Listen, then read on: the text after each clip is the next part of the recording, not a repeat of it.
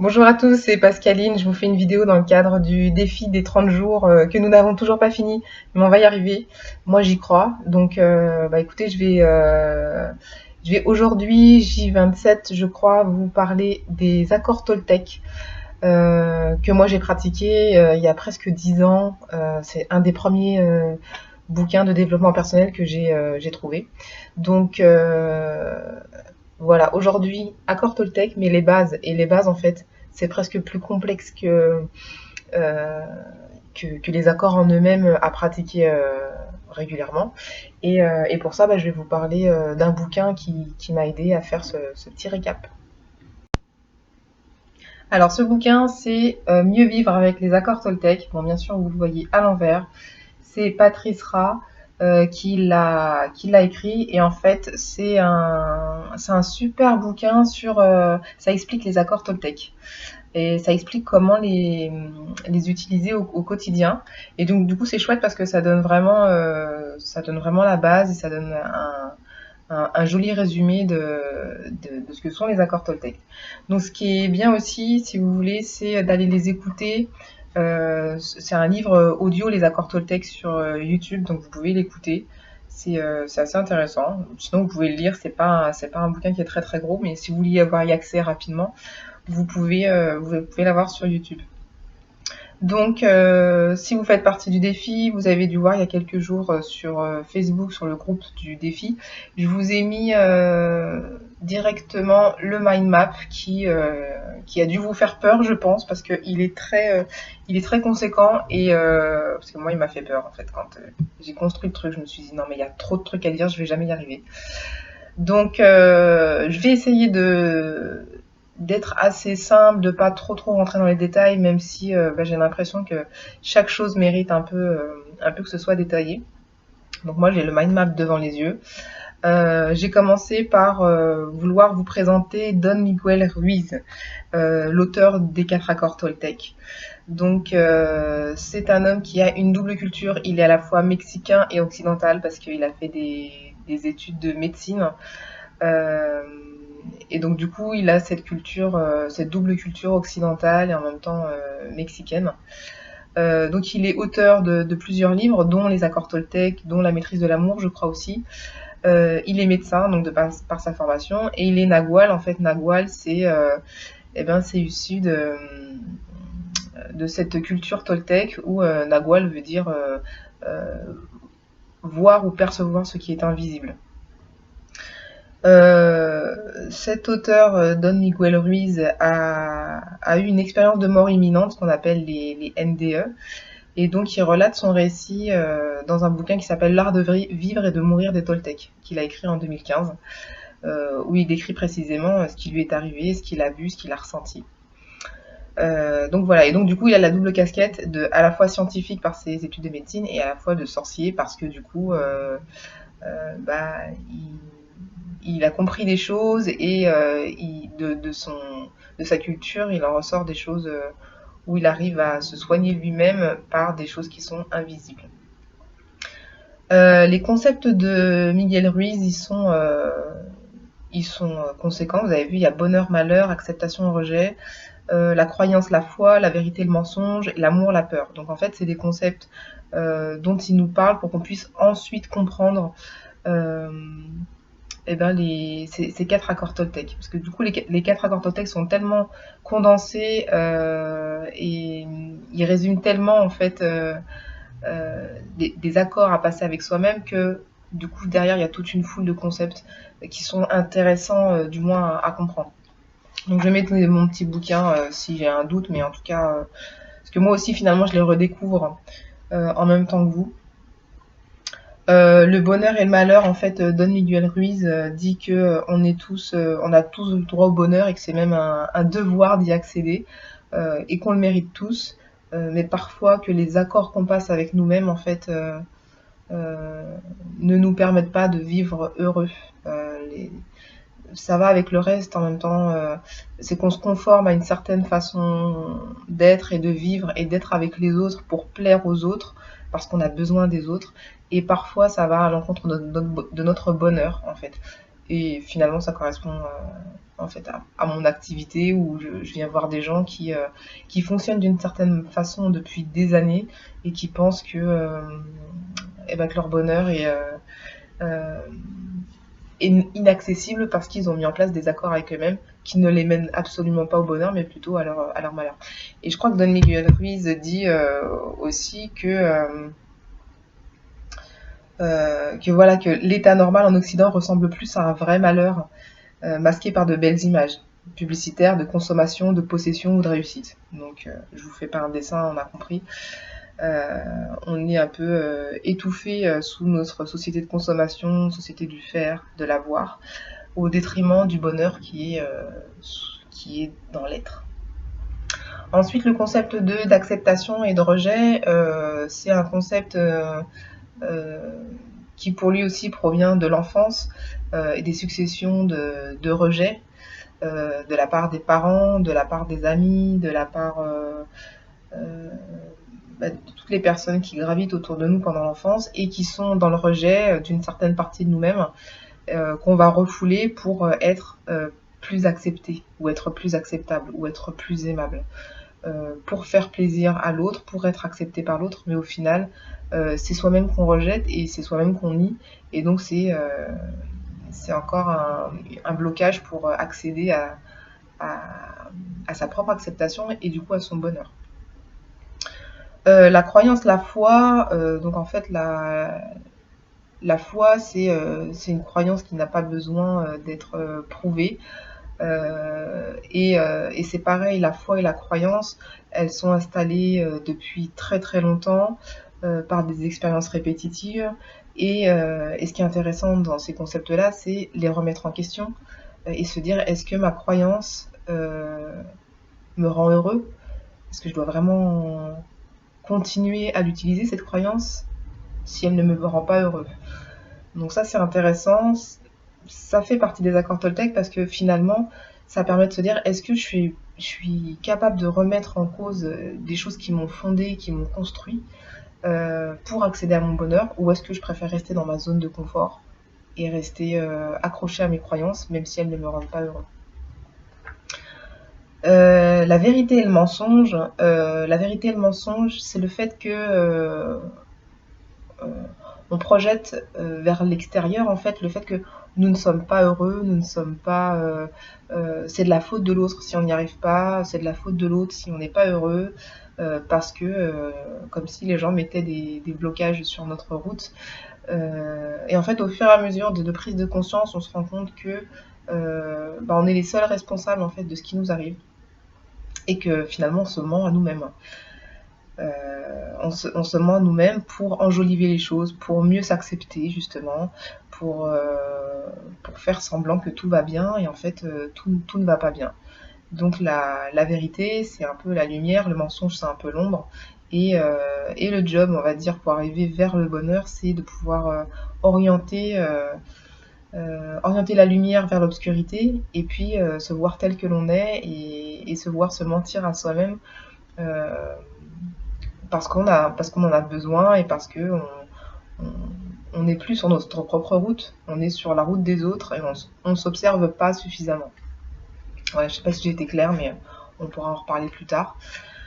Et l'amour, la peur, pour Don Miguel Ruiz, l'amour c'est quelque chose qui n'est pas exceptionnel et qui fait partie de notre vie courante et qui nous permet justement de nous accepter, d'accepter les autres tels qu'ils sont. Et c'est la peur de ne pas être accepté qui nous empêche d'être dans l'amour. À peu de choses près. Voilà. Ensuite, pour vous parler des Toltecs, qui sont-ils les Toltecs Moi, je suis très contente de l'apprendre parce que finalement, je ne savais pas trop où les situer. En fait, ils sont issus du sud-est du Mexique. Ils se sont installés et regroupés tous ensemble à une période qui correspond à 900 ans après Jésus-Christ. Ils étaient considérés comme un peuple bâtisseur et des hommes de connaissance surtout. Eux-mêmes se nommaient comme des hommes de connaissance. Ils ont créé une cité dans le sud-est du Mexique de gens instruits, de philosophes et de connaisseurs pour bâtir des grandes pensées, des grandes philosophies. Et donc ça a pris naissance à ce moment-là. Donc ça a duré pas mal de temps jusqu'à ce que les Aztèques arrivent et que les Aztèques prennent le dessus et écrasent toute cette civilisation toltèque. Donc il y en a quelques-uns qui ont survécu, comme dans pas mal de civilisations à cette époque-là.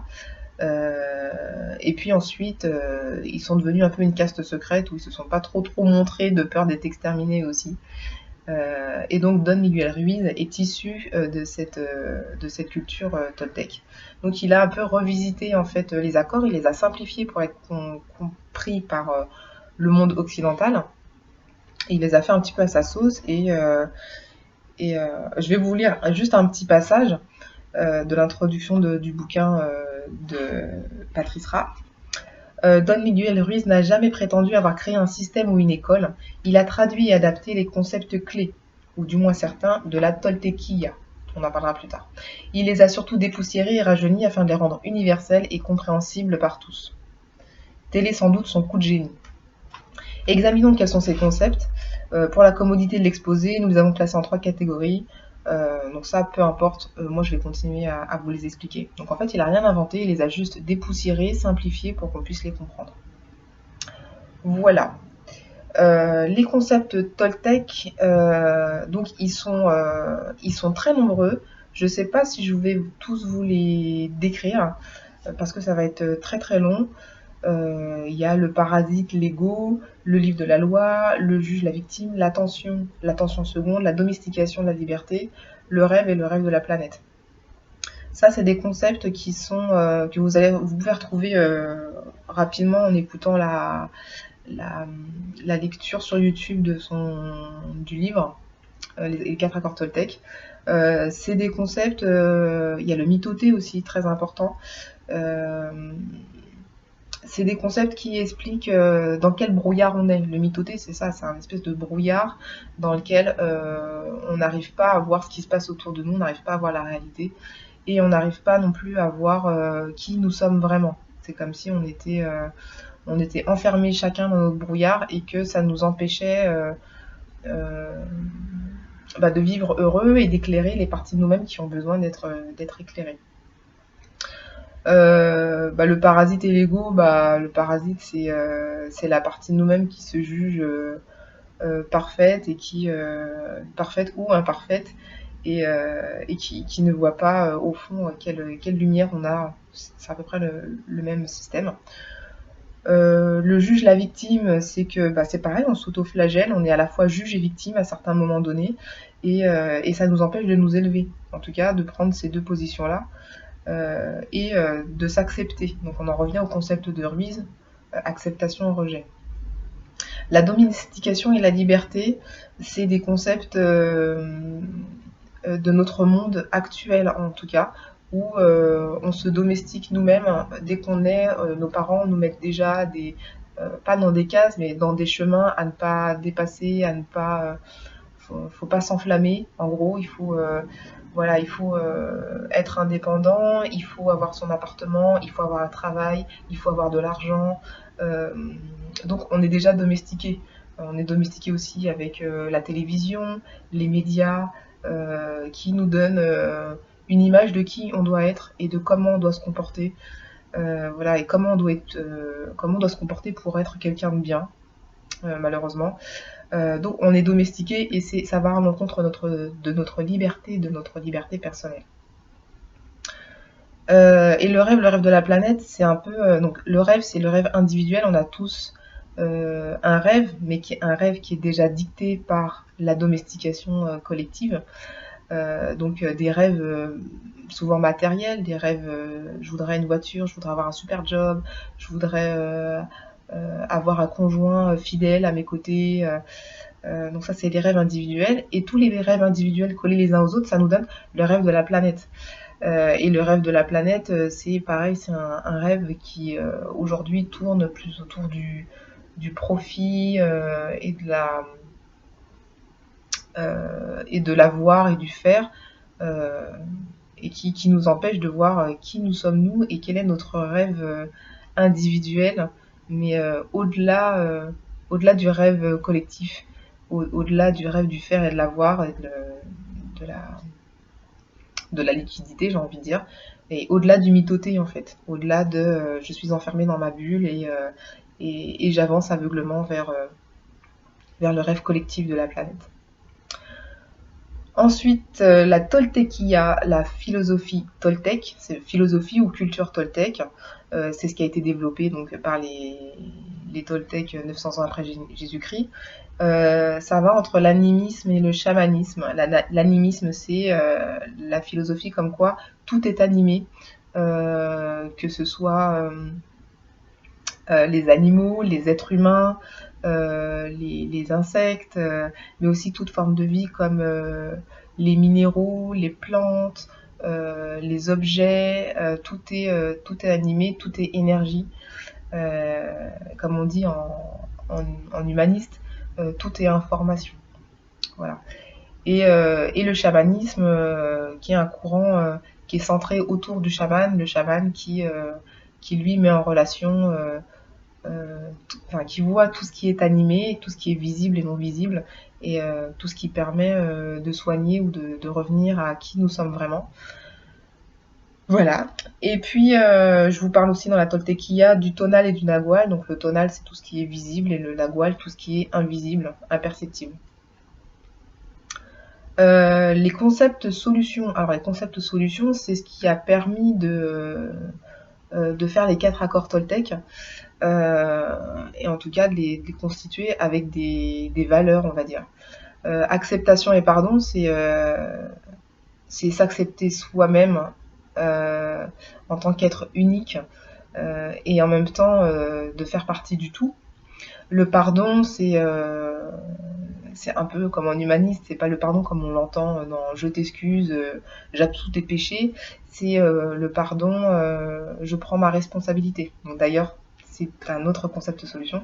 Je prends ma responsabilité, tu prends ta responsabilité, et chacun on vit sans ce lien toxique qui est entre nous deux. Et ça nous libère finalement. Du coup, il y a le concept de liberté derrière. La parole, le fait que la parole crée, et en tout cas, elle crée, qu'elle soit positive ou négative. En tout cas, c'est important qu'elle soit exprimée, qu'elle nous permette aussi de transmettre de l'information pour nous-mêmes et pour les autres. Et qu'elle transmette une information, mais aussi une émotion, et qu'elle soit utilisée de façon positive, parce que, qu'elle soit positive ou négative, la parole crée vraiment.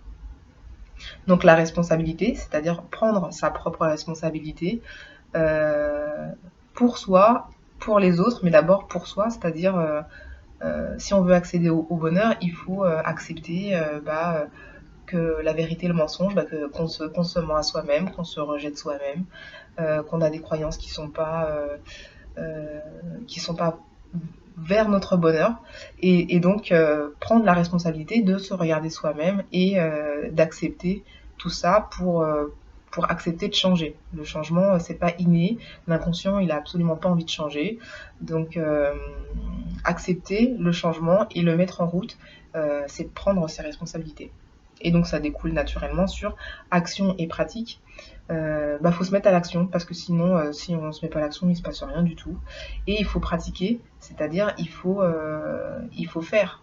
Pour être, il faut expérimenter, donc il faut faire, il faut pratiquer. Voilà. J'espère que je ne vous ai pas trop embrouillé dans ce descriptif pour poser les bases des accords toltèques. Ensuite, une fois qu'on les pose et une fois qu'on les intègre, ça va tout seul. Voilà. Si vous avez des questions, n'hésitez pas. Hein, j'ai le super bouquin de Monsieur Ra pour vous expliquer plus en profondeur s'il y a besoin. Et puis je vous dis à demain. Demain, ou tout à l'heure, je vais lancer aussi le jour 28 sur le premier accord toltèque. Voilà. Je vous souhaite une belle après-midi, une belle journée, une belle nuit. Je ne sais pas quand est-ce que vous allez regarder cette vidéo. Et je vous dis à très très bientôt. Ciao ciao.